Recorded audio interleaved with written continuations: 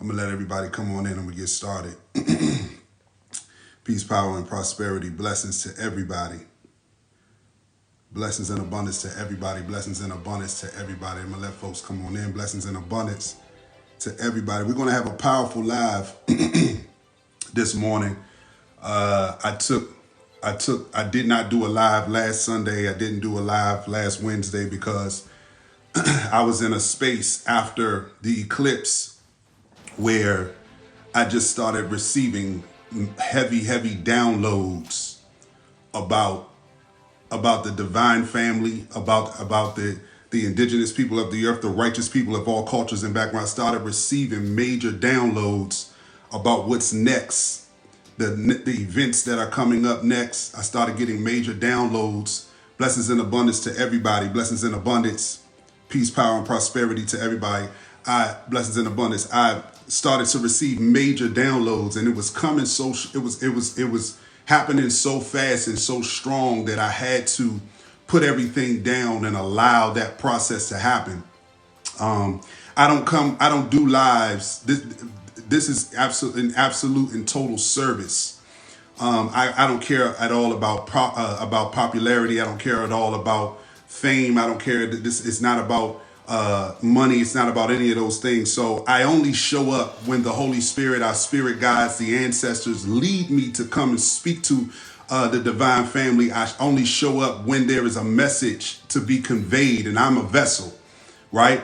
So the last Sunday and this Wednesday, past Wednesday, I just was in a space of pure meditation and prayer, allowing the ancestors, the spirit guides, to download in me the next level of message that is for us to receive in preparation for what's next in our lives, and what's next as a collective consciousness, and what's next as families, as individuals, etc. So let me get started real quick. So the eclipse happened, right? And if you look, and if you don't know, my name is Seer. You can look on my page. I've been here for a little while now. That's not just a title, but it is literally a responsibility. The text says that I have covered the eyes of the prophet, and I have covered the head of the seer. And I understand the absolute responsibility. It's not just a title. It's not just to sound cute. No, I am literally fulfilling my purpose. The seer has insight, or has a direct access to the mind of the divine, the mind of God, understanding the mysteries and the secrets behind these texts, the mysteries and the secrets behind these events that are happening in real time. The seer, yes, can see just like the prophet, but also has the mind of the divine. So I'm here to fulfill that purpose and to serve the divine family. I hope everyone is doing well. So real quick, let's go into this. The eclipses happened, and where I am, I'm in the Atlanta area, and we didn't have a full eclipse, but I saw when the sun was affected, and there was a dimming, and immediately I experienced a shift in energy at the moment in which that had literally at the moment, all of my DNA responded to what was happening in real time. And if you don't know, if you didn't see it, you can go and look either on YouTube or it's free on Patreon. I broke down the biblical connection. And I'm going to review real quick, but I broke down the biblical connection to the time we're in as it related to the lunar eclipse and the solar eclipse, and how it is introducing a brand new dispensation, a brand new time, and what it means for the divine family at this moment. So you can go and look at that if you hadn't seen it. It's a very powerful message. But real quick, I'll just do a quick review. It was Joel 2. Joel 2:21. Oh, I'm sorry, Joel 2:20, and it was Acts 2:31, and this is where it says, "The sun will turn to darkness, and the moon to blood, before the great and dreadful day of the Lord." So here, this is where we made the connection that this specific time had been prophesied thousands of years ago in our ancestry, that this very moment had been prophesied. And I'm going to today connect a whole lot more dots for us. And I'm going to give us a very powerful, listen, I'm going to tell you now, This is going to be the start, but even Wednesday is going to be out of this world. I promise you. The downloads that I've been receiving for us has been absolutely amazing. So real quick, let me go deeper today and talk about where we are in this process. So let's deal with really quickly. Let's go into some context, right? I read this last week, but I'm reviewing, but at the same time let me lay the foundation of the context of the time we're in. In Joel 2:17, it says, right in connection to when the sun will turn to darkness and the moon to blood, it says this in 17, it says, and before I do that, real quick, let me preface for those who are new. I am a non-religious seer, non-religious. I am not connected to any religion, but I respect religions for me, respectfully, as the elementary reality. I teach from the Bible, because the Bible is not a religious book. It's not a religious text. Yes, it's the same modern day type of text, such as the Quran and the Veda. In Hindu, they have morally connected messages, but this is not a religious book at all. It's not a religious book. It is an interdimensional, intergalactic, ancestral story that holds the constitution of our universe. I'm going to say it again. The Bible is not a religious book. It is not a religious book. Religions use the Bible.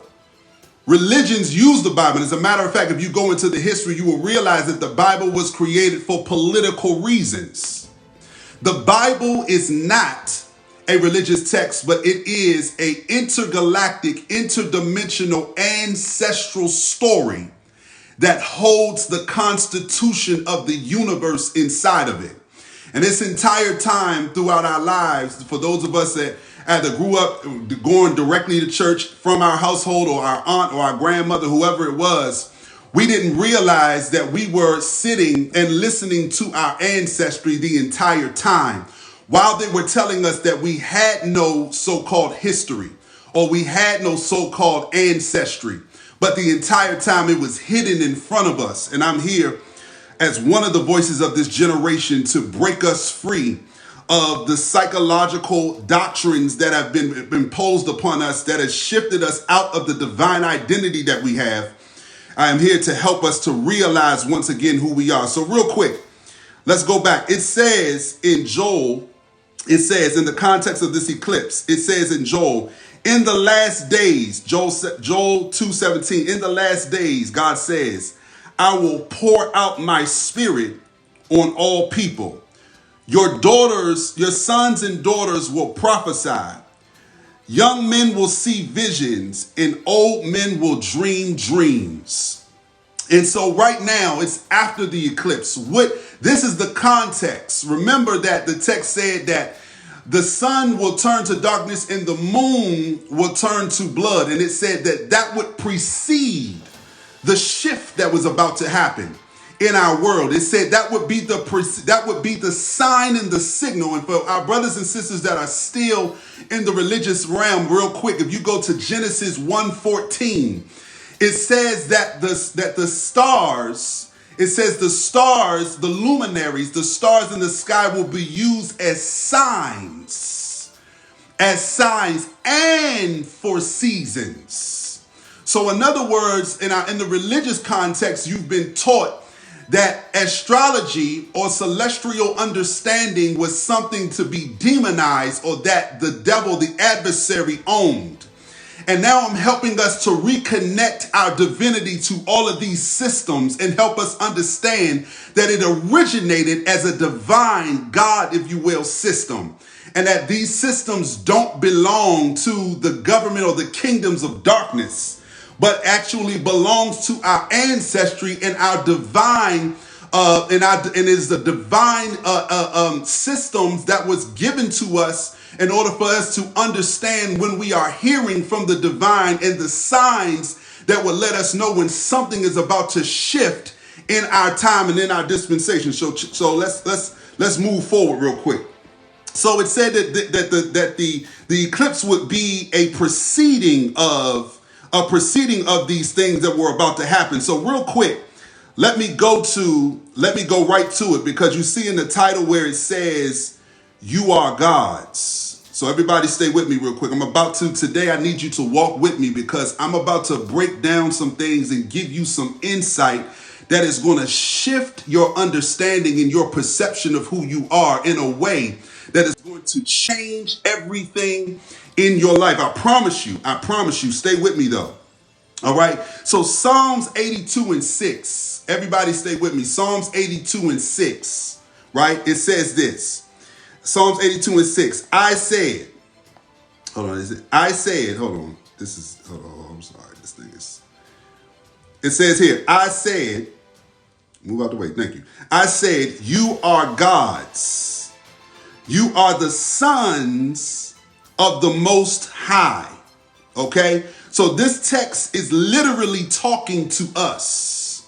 In this moment, and when this text was written, it's talking to the Israelites, it's talking to the ancient Israelites, I should say. It's talking to the ancient Jews, I should say. But in the broader context of things, it's talking to the righteous, and it's talking to the indigenous people of the earth. It says, you are gods. It says, I said, you are gods and sons of the Most High. Now, I'm about to reveal something very important. Everybody stay with me.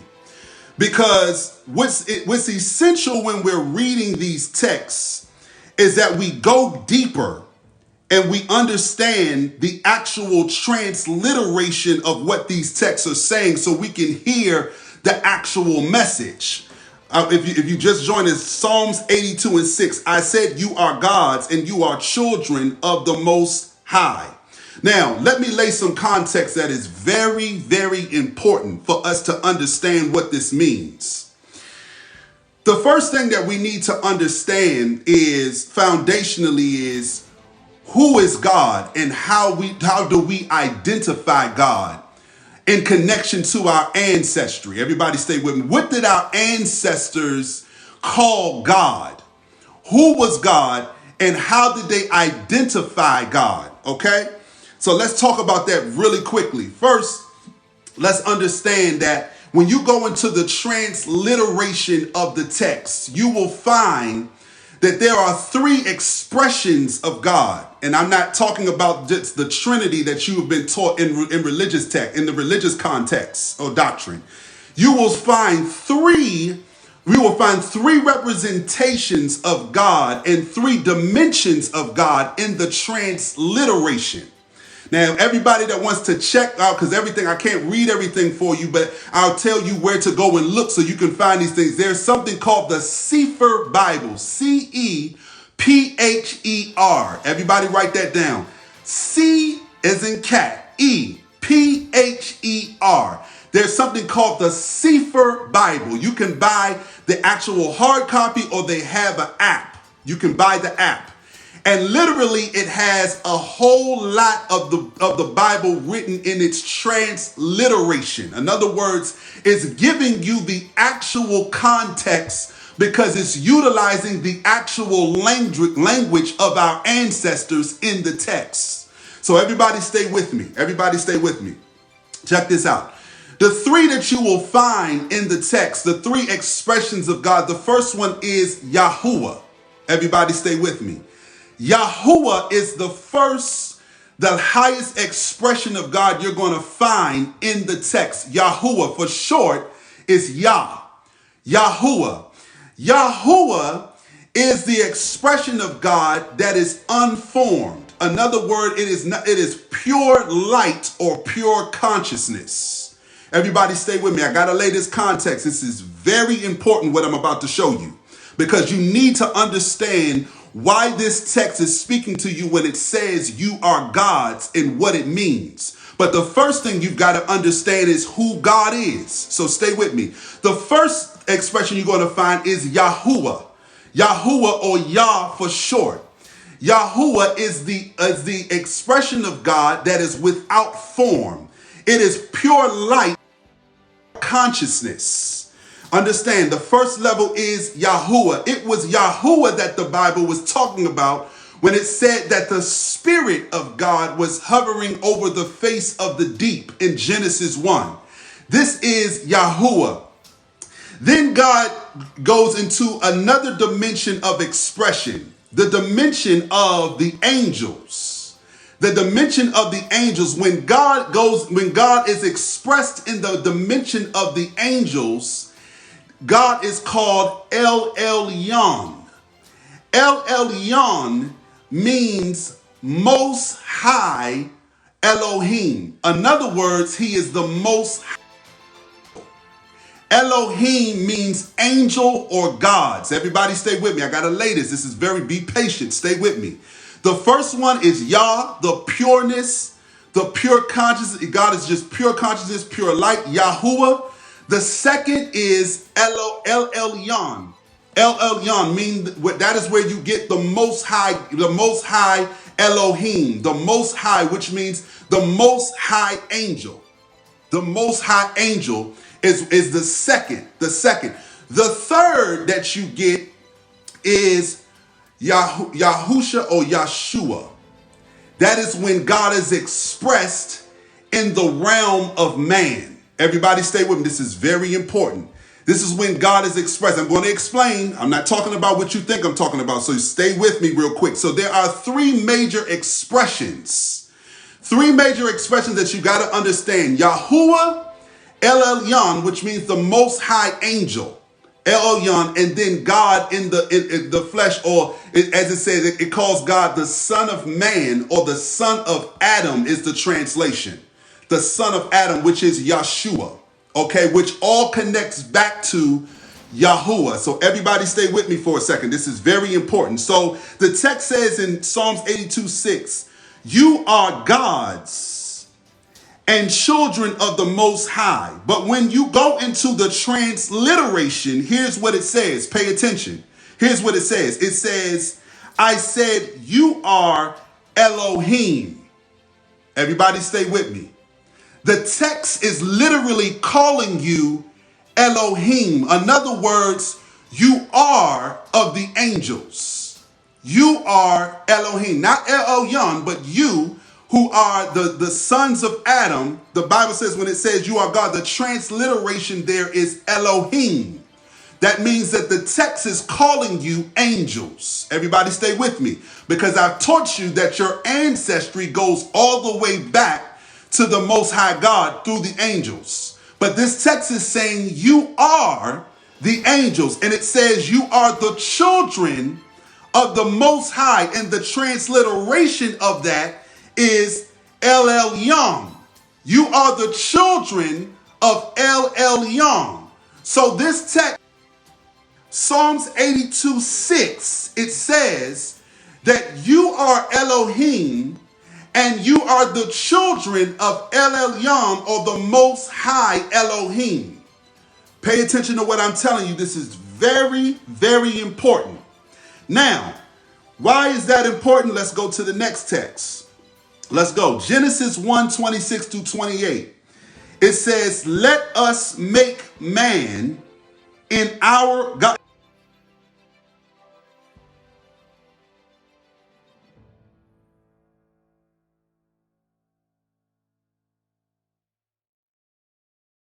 Said, let us make our own image according to our likeness. Now, let's go into the transliteration of what it says. And it says, and Elohim said, let us make man in our image after our likeness, and let them have dominion. Did you see what I just did there? It's very important. Psalms 82:6 says, you are gods. Our ancestors at one time called the angels gods. It says, you are gods. And the transliteration is Elohim.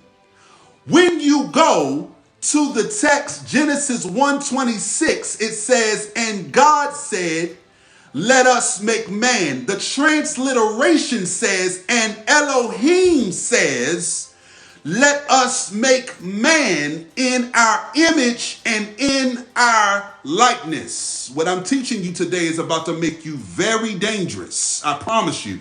What I'm teaching you today is going to make you very dangerous. This is the very reason why they crucified Yeshua. Pay attention to what I'm telling you right now is the reason why they crucified and wrongfully judged Yeshua when he was an innocent man. He was innocent, but this very thing that I'm telling you here. It says Elohim says. Now pay attention. El Elyon, remember I just told you that Yahuwah is the expression of God without form. It is the pure consciousness and the light.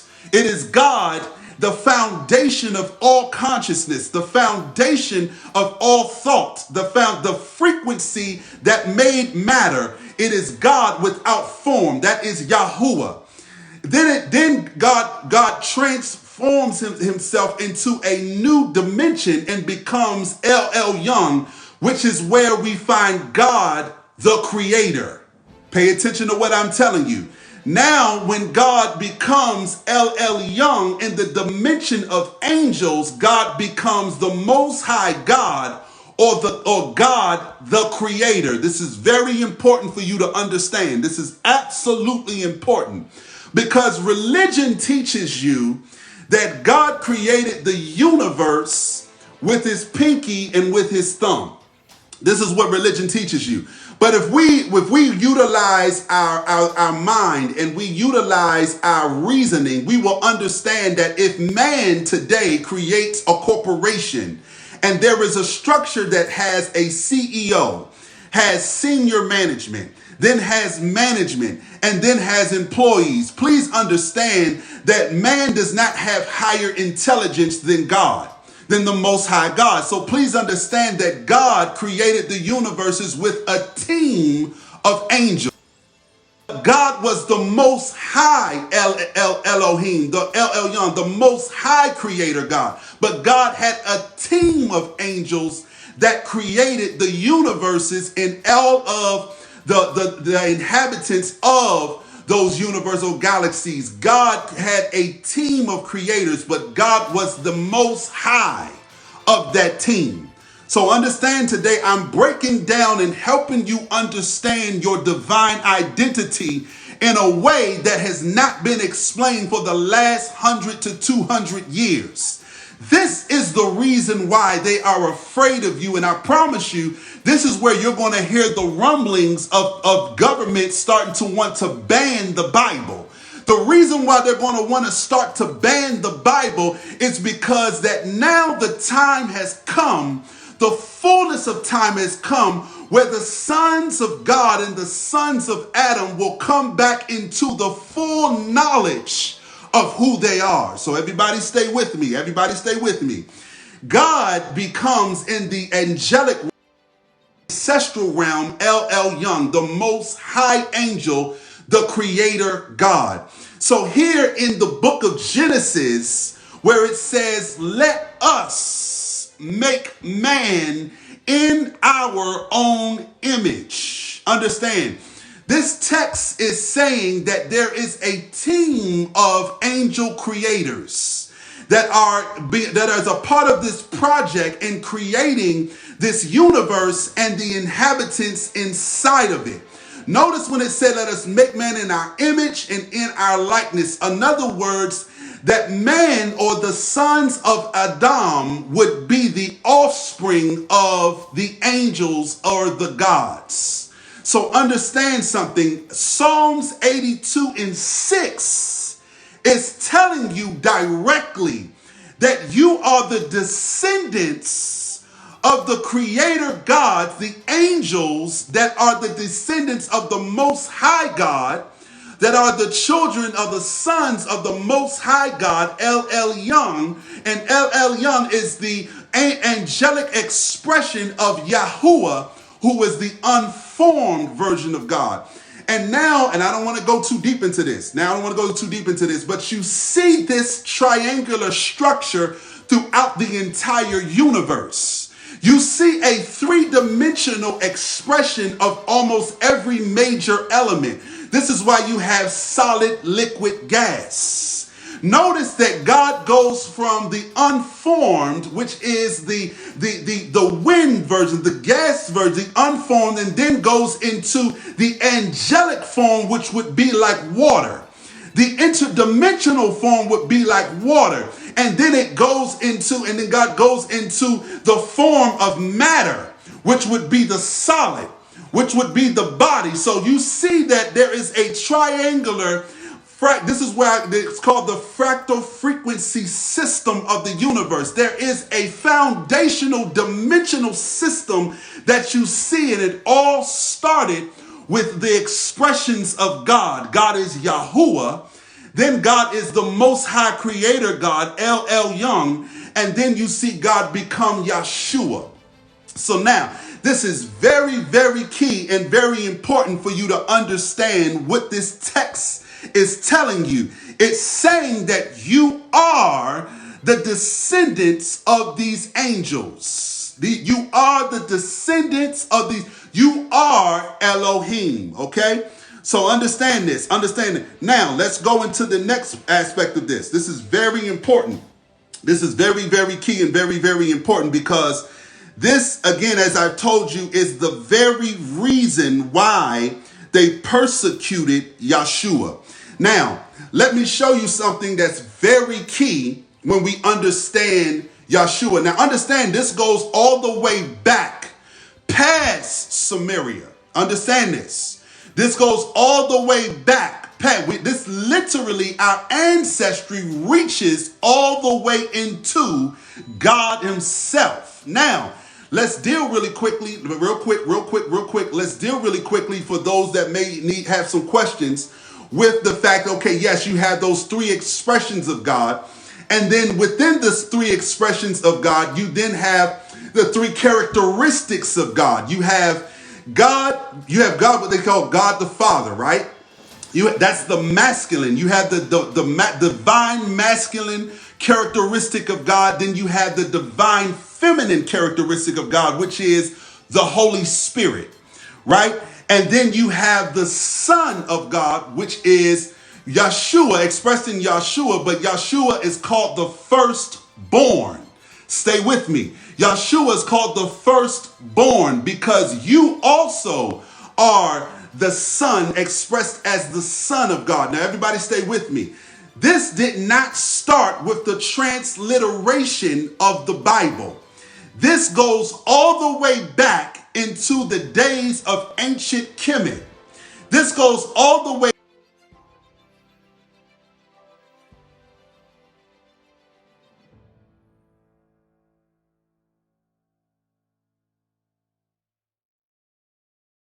fact that they were utilizing hieroglyphics. Don't be confused by the fact that they were expressing word through the meta-nature.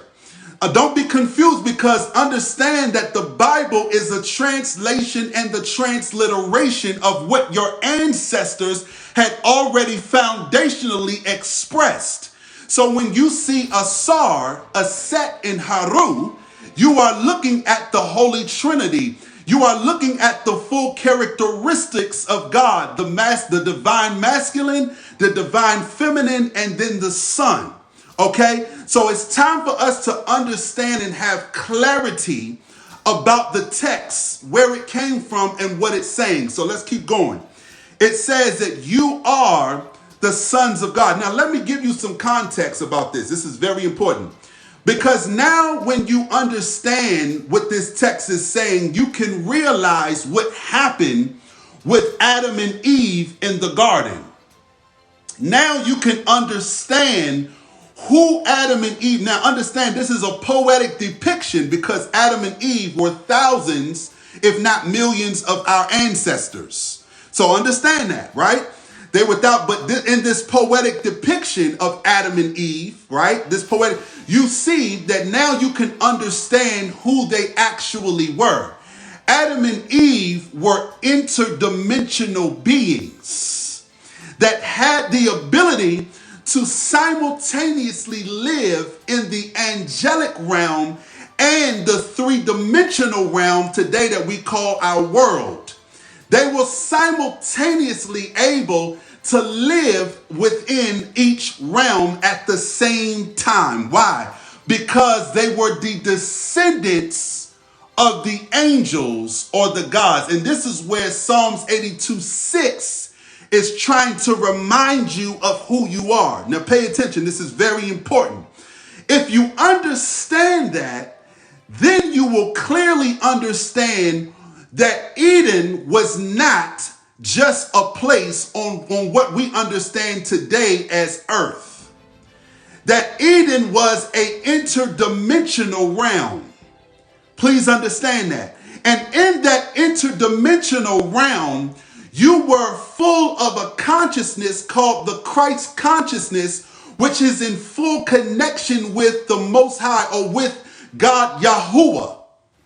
You were full of Yahuwah, which made you a Christ consciousness being, which was later translated into the word Messiah or Christ. So understand that, you understand that Adam and Eve were kicked out of a dimension. Everybody stay with me. This is very important what I'm about to tell you. In this dimension, there is a specific consciousness that they are existing in. How do we know this? Because it says in the text, it says that, now they have gained the knowledge of good and evil. We cannot allow them now to eat from the tree of life, or else they will live forever. This is what it says. So understand that this had to do with the fact that they were connected to the Christ consciousness, which was an all-knowing consciousness. Why? Because we were full of our source without blemish. We had we were streaming all of the knowledge of Yahuwah. We were streaming all of the power of Yahuwah in this dimension. And this is what Adam and Eve was kicked out of once they had eaten of the fruit of the lower vibrational consciousness that the text calls the knowledge of good and evil. Everybody stay with me, because this is very important what I'm about to tell you. Now we are getting into a clearer understanding. Everybody stay with me. We're getting into a clearer understanding of what it means when it says that I am going to pour out my spirit on all flesh, or on all people in these days, and they will prophesy, and they will dream dreams, and they will have visions. This is directly connected to the divine identity, and this is directly connected to the events in Eden. Everybody stay with me. This is very, very, very important what I'm about to show you and what I'm telling you. Okay, so now let's go back. Let's go back into the main text. It says, remember, this is again Joel 2:17 through 21, and in Acts, it's also Acts. So now let's go and let's see what happens, because this is very important. Remember what I'm telling you. Remember these foundational keys. Adam and Eve, which were thousands, if not millions of people, our ancestors, Adam and Eve were living in a dimension that allowed them to stream the all-knowing power of Yahuwah. And understand that that gave them the ability to create with their minds. It gave them the ability to have anything they needed at the point of thought. Understand this. This is very important. How do we know that that's true? Because when they were kicked out of Eden, it says, now you will work by the sweat of your brow. In other words, they had traded being creator gods or Elohims in this dimension for becoming laborers. Everybody stay with me. This is very important. They became laborers. So now pay attention. This is very, very key, because now we can understand what is happening and what this text is talking about, and what it's meaning when this event happened. Now let's go to, everybody stay with me. Let's go to now Acts 2. Everybody stay with me real quick. Let's go to Acts 2. Let's go to Acts 2 real quick. All right. And now remember Acts 2, this is where it talks about the fulfillment of Joel 2. Joel 2:21. The fulfillment of Joel 2:21 happens in Acts 2, but pay attention because something very mysterious happens in Acts 2. Pay attention to what I'm telling you. This is our ancestral story. Listen to this. It says, when the day of Pentecost came. Now, I won't go too deep into that, but understand this is about a cycle that happens of every 50 years. Penta means 50. It says the day of Pentecost came, and they were all gathered together in one place. And it says, suddenly, a sound like the blowing of a violent wind came from heaven. Pay attention to what I'm telling you. We're going to take our time. And filled the whole house where they were sitting. And it says they saw what seemed to be tongues of fire separated and came to rest on each of them. And all of them were filled with the Holy Spirit and began to speak in other tongues. That means languages, as the Spirit enabled them. Pay attention to what I'm telling you. This is very important because they don't, in the religious context, they don't show us the connection and the power of what happened at this moment. At this moment in Acts 2, this is the moment when that happens literally, when in Joel 2 it says that in those days I will pour out my Spirit. Now watch, pay attention to what happens because this is a secret mystery. This is a secret mystery that has not been revealed to most of us. Pay attention to what happens. At the moment that the Spirit shows up, first of all, as a wind. I'm going to tell you what that means in a minute. It shows up as a wind, a strong, violent wind. And then it says that that wind causes tongues of fire.